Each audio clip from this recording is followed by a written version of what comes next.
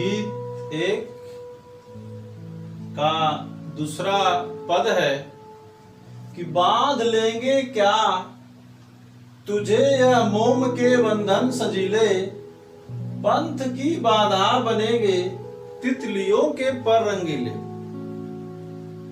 इस पद में महादेव वर्मा जी ने साधक को साधना के मार्ग में आने वाली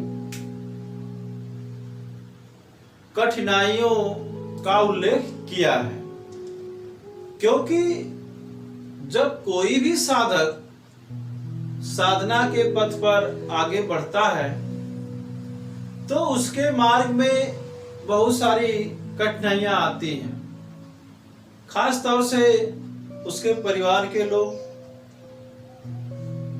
खुद नहीं चाहते कि वह साधक बन जाए।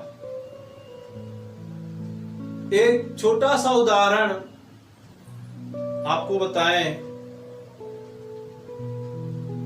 कि महात्मा गौतम बुद्ध को जब बुद्धत्व की प्राप्ति नहीं हुई थी और जब वे सिद्धार्थ के रूप में थे, ज्ञान प्राप्त करने के लिए अत्यंत उत्सुकता थी उनके हृदय में, लेकिन उसमें बाधक कौन कौन लोग थे? उनके अपने ही लोग थे। उनके पिता महाराज शुद्धोधन, माता उनकी पत्नी यशोधरा और पुत्र राहुल। पूरे भारतीय इतिहास में आप देखेंगे तो सिद्धार्थ जब साधना के पथ पर निकलना चाहते हैं तो उस पथ में उनके ही लोग बाधक बनते हैं। और इतिहास गवाह है, आप सभी लोग जानते हैं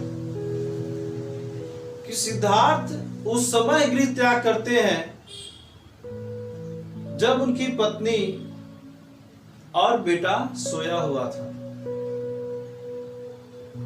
क्योंकि यदि उनकी पत्नी जागृत अवस्था में होती तो वह कभी भी साधना के पथ पर उन्हें जाने से मना कर सकती थी, लेकिन उन्होंने सबका त्याग किया और सोती ही अवस्था में छोड़कर साधना के पथ पर निकल गए। और सभी लोग जानते हैं जब उन्हें ज्ञान की प्राप्ति हुई, बुद्धत्व की प्राप्ति हुई, तो ही सिद्धार्थ महात्मा गौतम बुद्ध कहलाए।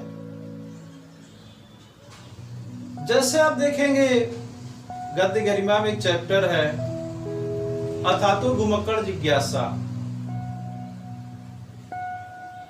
उसमें राहुल संकृत्यायन जी ने देश के युवाओं का आह्वान किया कि युवाओं उठो और घुमक्कड़ी करो।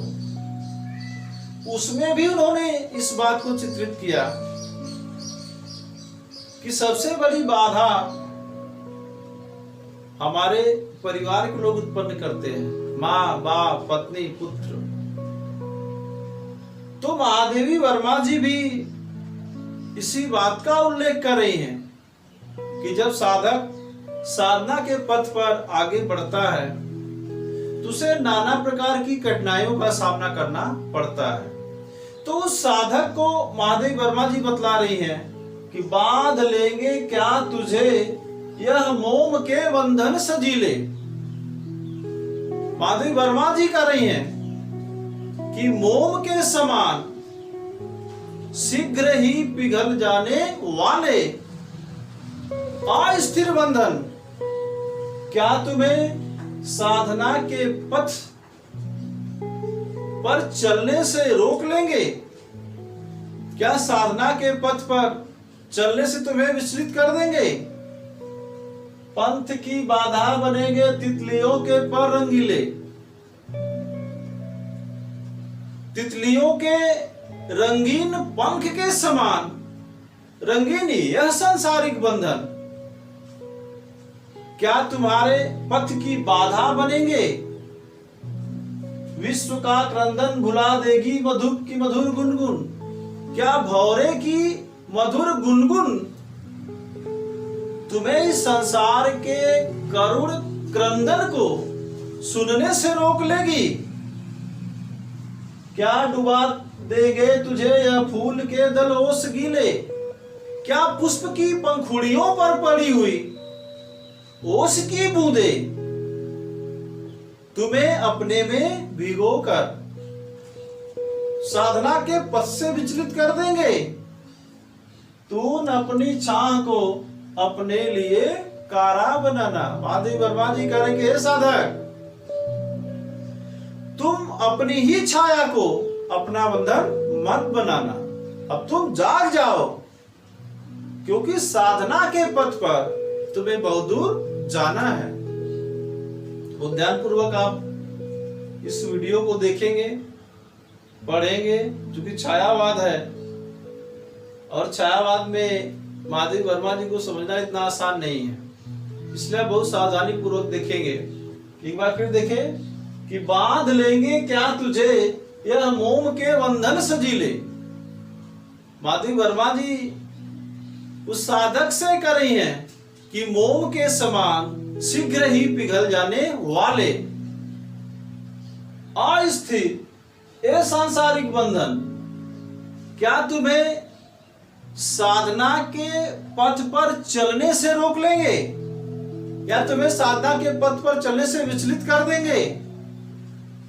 पंथ की बाधा बनेंगे तितलियों के पर रंगीले, कि रंगीन तितलियों के पंख के समान रंगीनी यह सांसारिक बंधन क्या तुम्हारे पथ की बाधा बनेंगे?